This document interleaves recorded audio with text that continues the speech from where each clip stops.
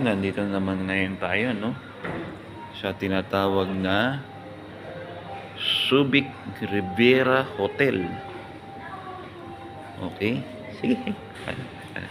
Dito tayo, dito naman tayo nagbablog. Okay. Nandito naman tayo ngayon, no? Ang ganda itong hotel na ito. Ito yung pinaka-modern na hotel na dito sa Subic. Mga bagong gawa po ito na hotel. Ito naman si ito si Rodrigo. Yan ang bodyguard ni Congressman. Okay? Nandito tayo ngayon sa Subic Riviera Hotel and Residences. Alright? So, we are here. Ha? I-know daw nila ang pagbebenta ng kondo. Bakit po?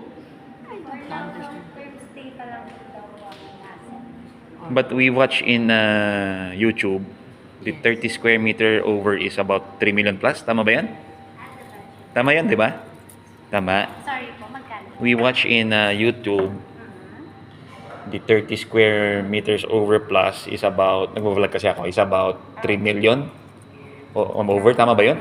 Yeah, actually, the rate is different na rin po. But if you want po, we can ask our manager po para makausap niyo. Pero yung unit ngayon, hindi na namin makikita. Gabi na sabi ko. Pwede po namin siya. Hindi siya hindi makikita dahil hindi na nga sila. Naka-hold na, no? Naka-hold, oo. Bakit? Hindi mo alam. Halika na, hindi na tayo. Sige, salamat ba? Wasting time. Salamat I'm very po. tired. Salamat, Let's go. salamat. Doon, hindi na daw pwede, no? Okay, thank you. Bye-bye. May 1 month man naka-hold yun? 3 months over na? Sorry. Gano'n nakatagal po naka-hold? April, last September 16 lang po. We do have lots of reservation po kasi ngayon. So we need lots of room.